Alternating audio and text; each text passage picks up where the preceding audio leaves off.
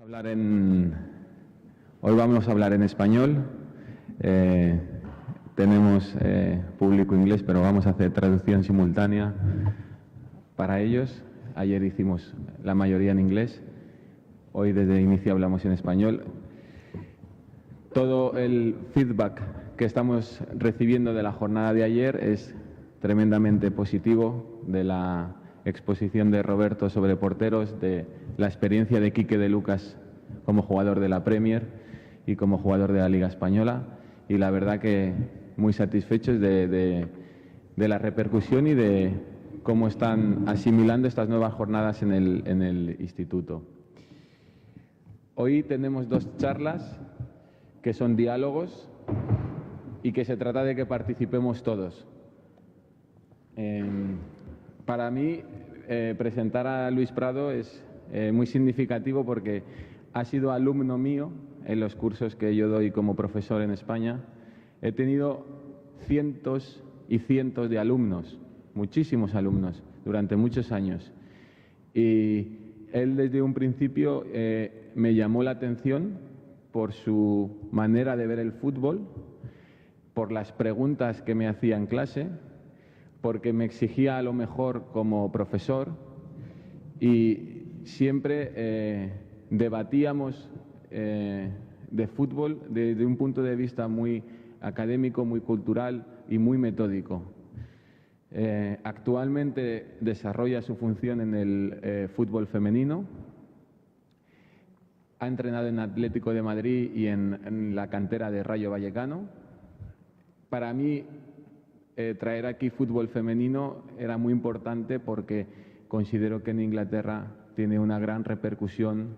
España está más retrasado con respecto a Inglaterra en el fútbol femenino y creo que debemos encontrar nexos o lazos de unión para mejorar tanto en Inglaterra como en España el fútbol femenino, que tanto se lo merece. Es un especialista en la materia y yo tengo muchas ganas de aprender de fútbol femenino. Por lo tanto, Luis, muchas gracias por estar aquí, por venir. Va a moderar como un maestro, como hizo ayer Pablo López, la charla en Radio Marca los últimos 15 años, es decir, desde que nació la emisora. Por lo tanto, Pablo, como ayer, muchas gracias por estar aquí también. Un placer. Y no os quito más tiempo, Luis, así que nada, todo tuyo. En España había un comentario tremendamente machista y desagradable hasta hace 4 días y que se está cambiando, que el fútbol femenino se decía que no era ni fútbol ni femenino. Y eso tan horroroso se está cambiando. Sí, además nosotros lo hemos vivido porque, por ejemplo, yo he entrenado equipos femeninos que competían en ligas de chicos, es decir, éramos el único equipo femenino en una liga donde eran todos chicos. Entonces, para una niña de 10, 11 años, tener que ir a los campos y escuchar cosas como las que se dicen por parte de padres, por parte de otros niños, pues evidentemente es duro, es duro. Entonces, por eso yo creo que tienen todavía un poquito más de mérito que muchos otros equipos y por lo que te decía antes, porque venimos de una situación tan mala que ir progresando, ir dando pequeños pasitos, parece que son avances enormes. Entonces, sí. Y desde el otro punto de vista, Luis, un niño que compite contra una niña, ¿cómo lleva el ganar o perder? Hombre, pues les jode mucho, hablando claro. Sí, supongo que perder, ¿no? Sí, ganar no tanto, sí, ¿no? seguro. Pero al final yo creo que los problemas o la concepción errónea viene más de fuera, de entrenadores, de adultos. Los niños al final juegan contra un niño, contra una niña. Ellos quieren jugar, quieren competir y quieren aprender. Entonces, la concepción errónea siempre viene más de los adultos. Los problemas los solemos tener más los adultos siempre en el fútbol que los niños. Pues no lo he dicho, si alguien quiere alguna pregunta en algún momento. Para llegar al, por ejemplo, nivel inglés, fútbol femenino, ¿cuánto queda? ¿Cuánto nos falta? Pues nos falta bastante, sobre todo porque lo estábamos comentando ahora.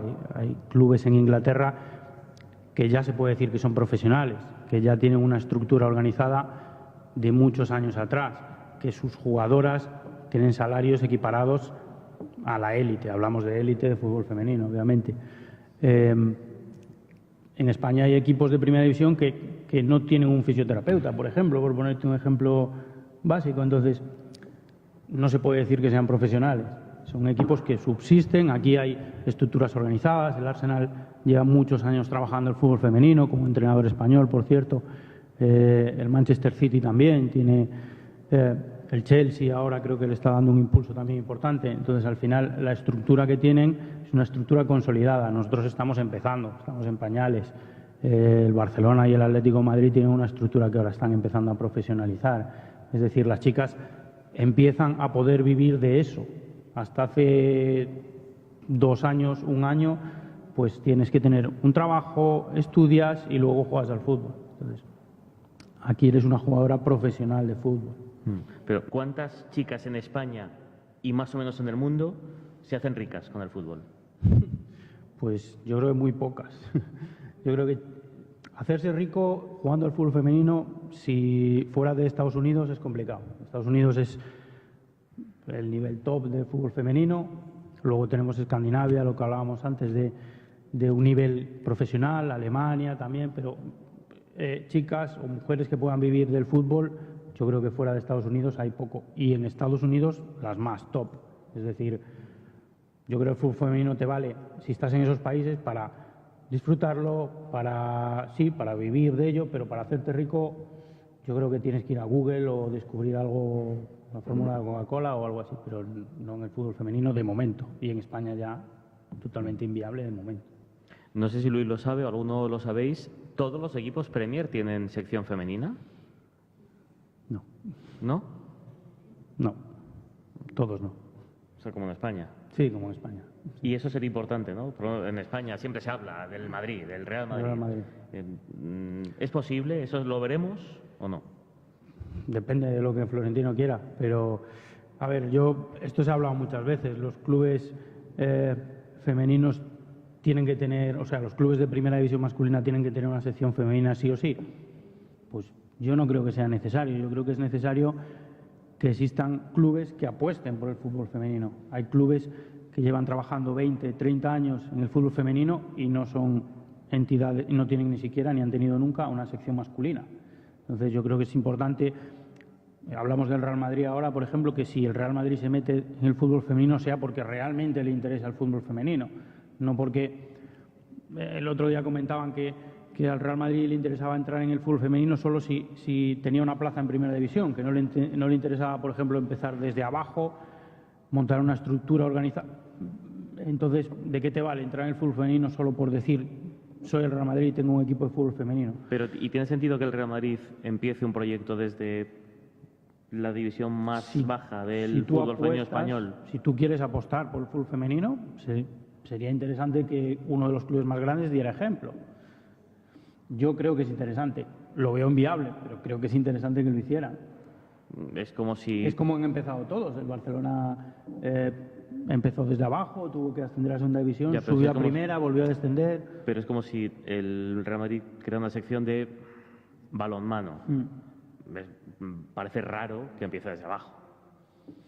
Tendría que comprar una plaza a un equipo de primera. Sí, pero es que comprar una plaza y empezar a competir en la élite desde el principio no es estar formando jugadoras, es estar compitiendo. Entiendo que es lo que le puede interesar, pero hablamos de crear una estructura. ¿Qué crees que es lo que le hace falta a los clubs? Que quizás es tema de marketing para ver que en realidad la gente sigue este deporte, está interesada. Si tú pones un partido de fútbol femenino interesante en un estadio grande, pues la gente va. Es decir, que poco a poco a la gente le está despertando como mínimo el interés. Que luego te pueda gustar o no es otra cosa, pero como mínimo el interés de descubrir qué es el fútbol femenino. Entonces yo creo que es necesario que los clubes apuesten más, que los patrocinadores apuesten definitivamente. De hecho, este año ha sido el año del gran cambio, precisamente beneficiado porque ha entrado un patrocinador para la Liga, que es Iberdrola, y al final se han retransmitido más partidos, se han jugado más partidos en campos grandes y todo eso ha tenido respuesta por parte de la gente. Entonces, ¿qué estaba pasando hasta ahora? Que no se apostaba. En el momento en que hemos apostado un poquito hemos visto el resultado. Pues a lo mejor la idea es seguir apostando a ver qué pasa. A lo mejor dentro de 3 años pones un partido y no va nadie, pero Si hasta ahora hemos tenido resultado, yo creo que la idea es seguir apostando por ello. Desde los clubes, desde las instituciones, porque públicamente le gusta a todo el mundo decir yo apuesto por el fútbol femenino, pero luego tienes un equipo de tu pueblo en segunda división y no das ninguna subvención. Entonces, a ver, la apuesta tiene que ser de verdad y al 100%. Yo creo que sí tiene futuro, ¿eh? ¿Boquete está al nivel de las mejores del mundo, Luis? ¿O no? Sí, yo creo que Vero Boquete lleva varios años al nivel de las mejores del mundo.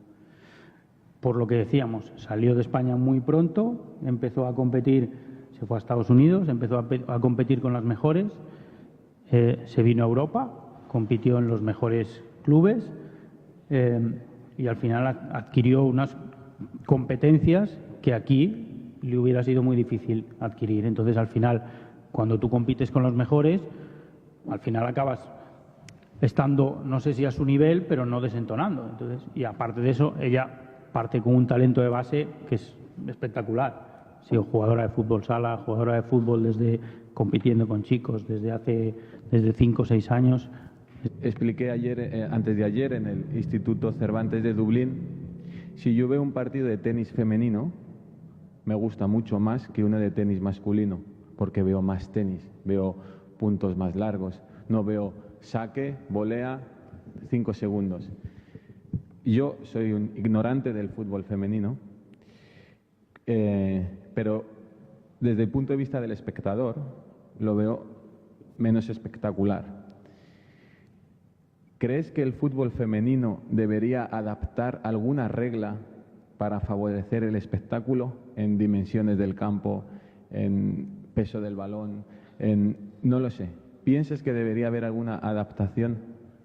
Yo creo que las jugadoras poco a poco se han ido adaptando al fútbol en sí. No creo que el fútbol en sí tenga que irse adaptando a ellas. Es decir, por ejemplo, a mí, lo que hablábamos antes, el componente físico es importante, al final es innegable. Eso no es algo negativo, al contrario, a mí como entrenador me ha obligado a adaptarme más y mejor técnicamente, tácticamente y a trabajar aspectos o a volcarme en aspectos que yo considero pues tan necesarios o más como el aspecto físico. No es que el aspecto físico lo dejes de lado, ni mucho menos, sino que como entrenador el fútbol femenino te permite ampliar el abanico de posibilidades, para mí. Entonces, luego ya entramos en la opinión subjetiva de lo que para cada uno sea el espectáculo. Hablábamos el otro día con Quique que el box to box de Inglaterra le gusta a mucha gente, a otra gente le gusta tener más el control del partido. Esto también lo hemos debatido tú y yo otras veces. Entonces, al final, ¿qué es el espectáculo? A mí me gustan partidos de fútbol femenino porque veo que se intentan cosas, que los equipos tienen la posesión del balón no por tenerla, sino porque intentan hacer algo con él. Es decir, es un fútbol que a mí me atrae por eso. A la gente que esté buscando un componente... ¿Respetarías exactamente mismas distancias, peso de balón, sí, dimensiones de la portería que en el fútbol?